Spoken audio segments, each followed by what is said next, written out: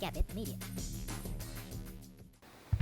Hi, it's Grant Abbott here from Gabbitt Media, and in this series we're going to show you how to make a music video. In this first video we're going to look at lighting and studio shoots, and as you can see from this video we've got a lot of backlighting, and if we look at other music videos you can see that they put a lot of emphasis on backlights and even getting the lights in shot so you get these nice lens flares. It looks fantastic and it's a really common convention.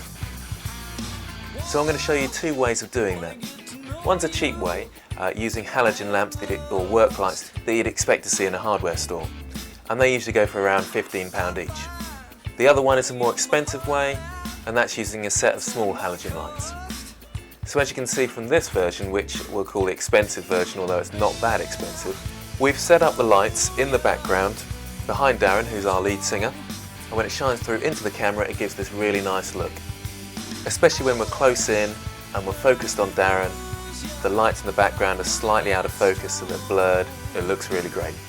And you can see from all these shots, especially when you move the camera around, you get lovely lens flares and it looks quite professional.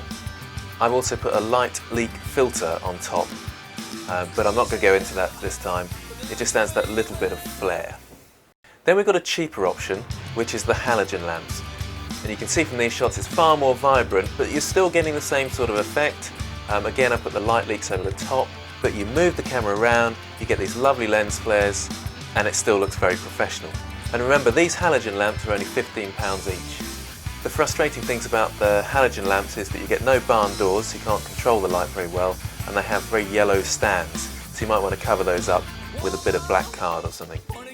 Another really important convention is moving the camera around, getting tracking shots, and experimenting with different angles. When you move the camera around and you've got lights in shot, you get lovely lens flares, and when your subject or your singer moves in front of the lights, they kind of burst out behind them, and it looks quite spectacular. In terms of the environment, we've just got a dark room. When we were using the bigger work lights, we had a black curtain in the background. In our expensive shoot, we went into our dance studio and it's got a fairly dark wall in the background. We just moved the lights a little bit away and that was fine. But try where you can to get a dark background and it looks quite nice. It's important to note that you'd probably find this sort of techniques very difficult if you haven't got some sort of manual control over your exposure values. You need to set your exposure so when you're moving around, the lights burst in and out, but the exposure value doesn't change whilst you're shooting. And that's what it would do if you were using auto exposure, which most of the mini DV cameras have. So something like a DSLR will do this job perfectly. The other thing that's worth mentioning is that I've set my lens to 50mm. 50mm gives a really nice depth of field. So your lights in the background are going to be slightly out of focus, and it gives it a lovely film look.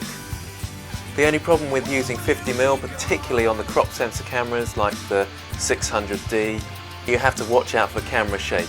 Where you can, use some sort of Steadicam or a tripod set up like a Steadicam. Lastly, it's worth mentioning you can experiment in lots of different ways with backlighting.